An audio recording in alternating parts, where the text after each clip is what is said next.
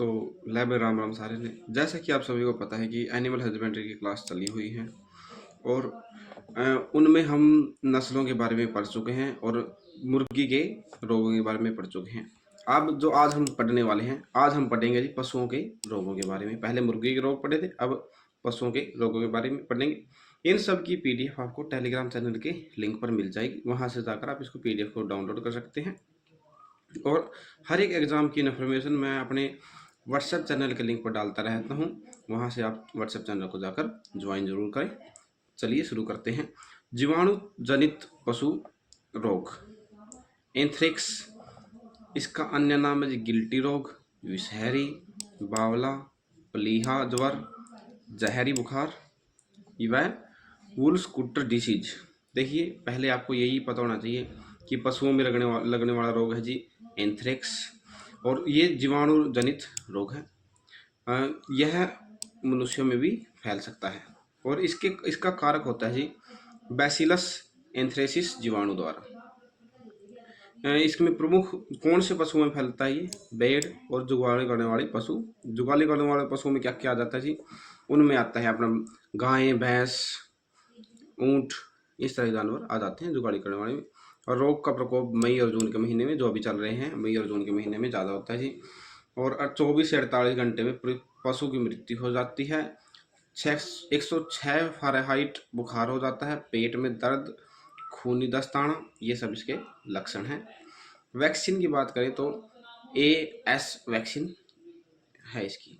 तो अगला आता है जी लंगड़ी बुखार। लंगड़ी बुखार इसका अन्य नाम है जी ब्लैक कार्टर, सॉरी, तो इसका अन्य नाम है जी ब्लैक कार्टर, लंगड़ी, चुरचुरिया, जहरबाद, फंड सूजन। तो आपको पहले तो ये याद होना चाहिए, जीवाणु के द्वारा लगने वाला रोग है जी लंगड़ी, और इसका नाम लंगड़िया या ब्लैक कार्टर भी कहा जाता है। गाय, भैंस, भेड़, बकरी में फैलता है। क्लोस्ट्रीडियम सोबियाई नामक जीवाणु से फैलता है और 107 से 108 फ़ारेनहाइट तक बुखार हो जाता है। पैर तथा कंधों पर दर्द, पसुरबाता है और दांत पीसता है, ये इसके लक्षण हैं। और इसके अंगों में सूजन आ जाती है, दबाने पर चुर चुर की आवाज़ आती है। जब पशु के अंग को दबाया जाता है तो चुर चुर की आवाज़ आती है।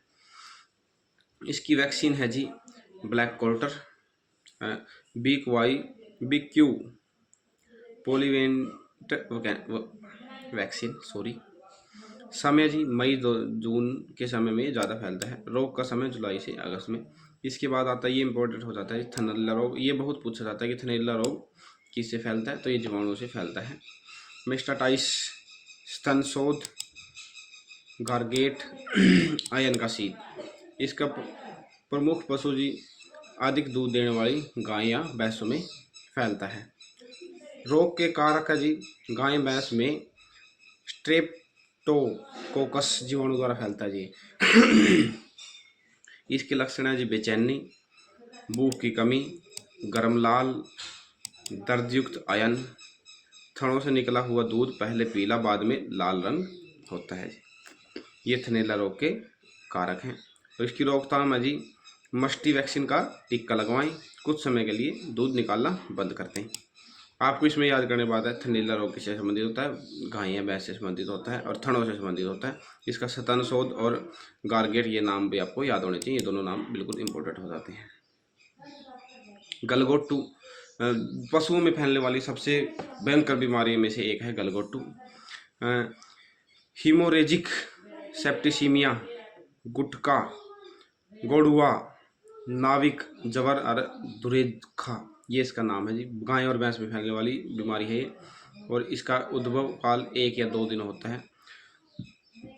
पासुचुरेला बोविसेप्टिका जीवाणु के द्वारा फैलता है। भैंस में पसुचुरेला बोवेली सेप्टिक जीवाणु के द्वारा फैलता है जी। देखिए, ये आपको याद करने की कोई ज़रूरत नहीं है कि कौन से जीवाणु के द्वारा फैलता है। आपको ये याद पता होना चाहिए जीवाणु से फैलता है, और दूसरी बात गाय और भैंस में प्रमुख पाया जाता है।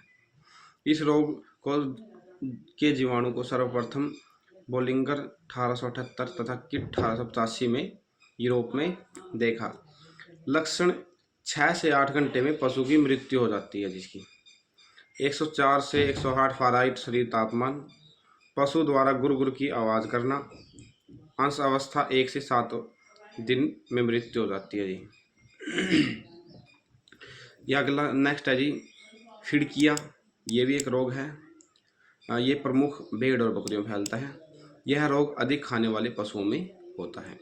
फिड़किया रोग भेड़ और बकरी से संबंधित है और यह अधिक खाने से फैलता है और जीवाणु से फैलता है। पेट में दर्द, तेज दर्द और गैस बनना, बदबूदार दस्त और दस्त इसके कारण मतलब कि इसके लक्षण हो सकते हैं। आगे आ जाते हैं जी विषाणु जनित रोगों पर। विषाणु जनित रोगों में आ जाता है जी पशु प्लेग। जिस समय कांग्रेस की स्थापना हुई थी 1885 में, तो उस समय भी प्लेग फैल गया था, जिसके कारण उनका स्थापना का डेस्टिनेशन अलग करनी पड़ी थी। पशु प्लेग, इसके बहुत सारे नाम हैं। जिन सभी नामों से आपको क्या याद रखना है, कैटिल प्लेग,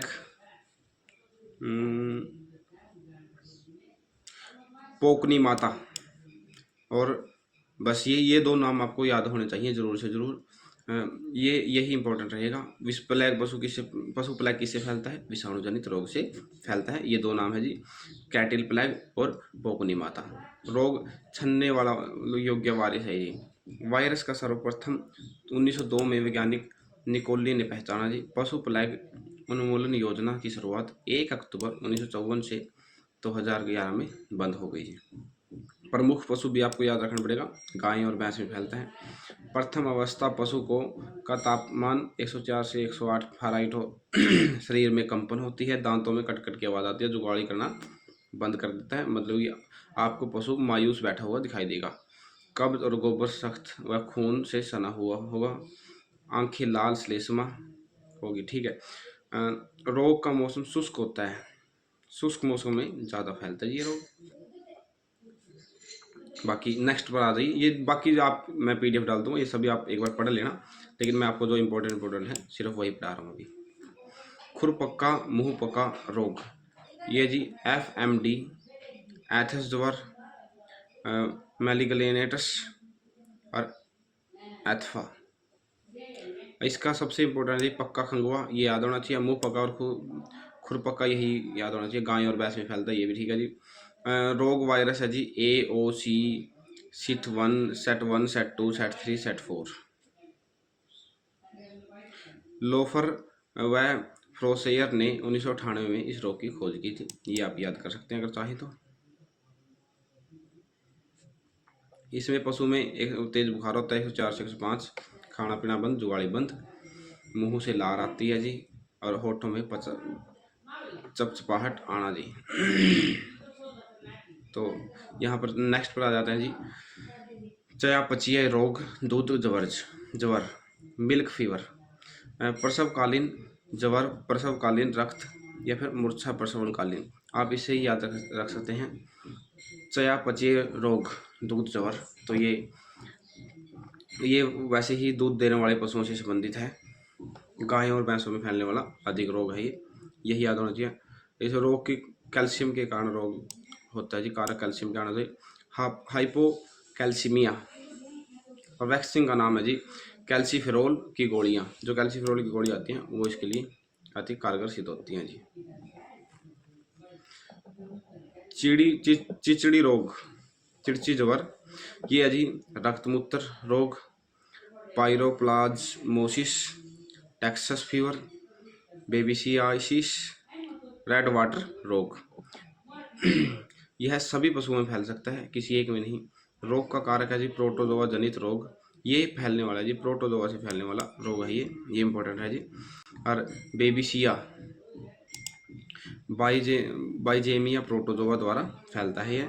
106 से 107 बुखार, और नाड़ी व श्वसन तंत्र तेज हो जाती है जी। पेशाब में रंग लाल आता है जी, और पशु को इस रोग से में मूत्र में एल्ब्यूमिन आने लगता है जी। इसकी दवा है जी सल्फर।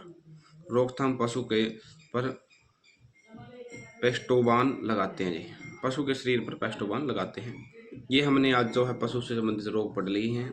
आगे हम पढ़ेंगे पशुओं से संबंधित औषधियाँ। इसमें कुछ ज़्यादा पैसे पढ़ने लायक नहीं है, ये भी कर ही लेते हैं। पशु से संबंधित औषधियाँ में पढ़ते हैं जी प्रतिजैविक, ऐसे रासायनिक जो फफूंदी और जीवाणु के द्वारा प्राप्त होते हैं। तथा जो अन्य सूक्ष्म जीवों की वृद्धि को रोकते हैं उन्हें नष्ट कर देते हैं, उन्हें प्रतिजैविक कहते हैं। जैसे पेनिसिलिन, स्ट्रेप्टोमाइसिन, क्लोरोमाइसेटिन इत्यादि। ये आपको सीधा पूछा जा सकता है कि फफूंदी और जीवाणु द्वारा ऐसे रसायन जो फफूंदी तथा जीवाणु के द्वारा प्राप्त होते हैं उन्हें क्या कहते हैं जी? प्रतिजैविक। जीवाणु रोध और जीवाणु प्रतिरोध वे औषधियाँ जो जीवाणुओं की वृद्धि को रोक सकता है परंतु उन्हें नष्ट नहीं कर सकता। जैसे बोरिक एसिड, डेटोल, ओयोडिन लाल या फिर लाल दवा, उसे जीवाणु रोधक कहा जाता है, जो रोक सकता है लेकिन खत्म नहीं कर सकता। रोगनाशक या जीवाणुनाशक ऐसी औषधि जो रोगाणु को उनके बीजाणु सहित नष्ट कर देते हैं, रोगनाशक तथा जीवाणु कहलाते हैं। जैसे फिनोइल, लाइसोल, चूना, कार्बोलिक और एसिड इत्यादि। देखो ये दोनों इंपॉर्टेंट हो जाते हैं, ऐसे भी क्वेश्चन पूछा जा सकता है। ऐसी दवा जो कीटाणुओं को रोकथाम करती है उसको क्या कहते हैं? जीवाणु रोधक। जो कीटाणुओं को खत्म ही कर देती है उसको कहते हैं रोगनाशक। विरेचक या रेचक वे औषधियाँ अथवा पदार्थ जिन्हें खिलाए जाने पर दस्त आने लगते हैं विरेचक कहलाते हैं। विरेचक और रेचक, विरेचक उन्हें कहते हैं जो हल्के दस्त आने लग जाते हैं, मतलब दस्त आने लग जाते हैं जिन्हें खिलाने के बाद, तो उन्हें विरेचक कहते हैं। वे हल्के रेचक, ये वे रेचक हैं जिनको खाने से सामान्य दस्त लगते हैं। इसबगोल की भूसी, सीरा, हरा चारा या फिर गंधक, जब कई बार पशु ज़्यादा हरा चारा खा लेता है तब भी उनको दस्त लग जाते हैं। मृदु रेचक वे विरेचक हैं जो बिना ऐंठन के खुले दस्त ला देते हैं। जैसे मैग्नीशियम सल्फेट, अरड़ी का तेल, अलसी का तेल या फिर सोडियम सल्फेट। तीव्र रोचक इनके खिलाने से ऐंठन युक्त दस्त बार बार आते हैं। उदाहरण के लिए कॉटन का तेल, बेरियम क्लोराइड या फिर बेरियम क्लोराइड का इंट्रावीनस इंजेक्शन इत्यादि। उत्तेजक वे औषधि या अथवा पदार्थ जो शरीर में उत्तेजना का अनुभव कराते हैं। जैसे अल्कोहल, कपूर और कैफीन। स्तंभक वे पदार्थ हैं जो रक्त वाहिनियों, श्लेष्मिक झिल्ली व तंतुओं में संकुचन पैदा करके बहने वाले रक्त या द्रव को बंद कर देते हैं। उदाहरण चिचड़ी, वायुडुन व फटकड़ी बाह्य स्तंभ। मर्दन तेल वे तेल जिनका प्रयोग मालिश करने के लिए किया जाता है। जैसे सरसों का तेल, तारपीन का तेल, तिल का तेल। ज्वर रोधी वे औषधियाँ जो ज्वर होता है जी, बुखार, ये आपको ये पता होना चाहिए। बुखार में ताप को कम करने के लिए दी जाती हैं, उनको पता है। कुनेन, सैलिसिलिक अम्ल।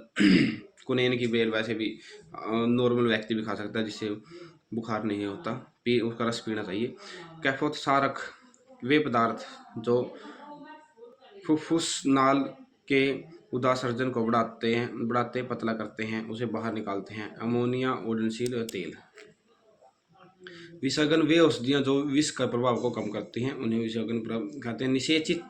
निश्चेतक वे शरीर को अचेत कर देती है। जैसे कि शरीर में सुन्न कर देना बोल देते हैं हम, या फिर उनको बेहोश कर देना, वो दवाइयों के बारे में। एंटीजाइमोटिक्स ये पदार्थ किण्वन क्रिया को रोकते हैं। ये पेट दर्द या अफारा में गैसों को बढ़ाना रोकने के लिए दी जाती हैं। जब भी पेट में गैस वगैरह हो जाती है तब दी जाती है। बोरिक एसिड और फार्मेलिन। गैस हर तथा वातसारी ये आमाशय व आंतों में गैस का बनना कम करने और उसे बाहर निकालने का कार्य करती है। हींग, सौंफ, जीरा, मेथी, इथर इत्यादि। सामक यह एक सामान्य पद है। इसमें शूल, सामक और निद्रावह दोनों औषधियाँ शामिल हैं जो स्नायु संस्थान की अति उत्तेजना को शांत करता है जी। शरीर में जो भी जितनी भी उत्तेजना आते हैं, पेट के अंदर जो भी अपने उत्तेजनाएं उत्पन्न होती हैं, उनको शांत करने के लिए ये दवाई दी जाती है। निद्रावाहक है जिसमें पशुओं को नींद ज़्यादा आए, ऐसी दवाइयाँ। परजीवी होता वे औषधियाँ जो त्वचा के परजीवियों को नष्ट कर देती है, उसे कहते हैं परजीवी। कॉपर सल्फेट, फिनाइल, मिथोल और पैराथिनोन। गंध हारक या दुर्गंध नाशी वे पदार्थ जो अरुचिकर गंध को दूर कर देते हैं या ढक देते हैं, उनको कहते हैं जी गंधहारक। जैसे फिनाइल, ब्लीचिंग पाउडर। वमनकारी इसका वे औषधियाँ या पदार्थ जिनके खा लेने से वमन या उल्टियाँ होने लगती हैं, जैसे नमक ज़्यादा मात्रा में नमक ले लेना, नीला सोथा, फिटकड़ी, जिंक सल्फेट, तो उनको कहते हैं वमनकारी। उम्मीद करता हूँ कि आपको ये क्लास अच्छी लगी होगी। आज हमने एनिमल हस्बेंड्री की लास्ट क्लास लगा ली है। इसके बाद आप एनिमल हस्बेंड्री का आपके कोई क्वेश्चन अटकना नहीं चाहिए। अगर फिर भी अटकता है तो आप टेस्ट लगाएं, और जो भी आप इससे अदर आपको की पॉइंट मिलते हैं उनको इसी में ऐड करते चलें। और आपको कोई कॉपी बनाने की जरूरत नहीं है, इसकी PDF डाउनलोड करें, एक बार PDF देखें, एक बार क्लास देखें, आपको ये सब कुछ याद हो जाएगा। और इसकी PDF आप टेलीग्राम चैनल के लिंक से डाउनलोड कर सकते हैं। जय हिंद, जय भारत।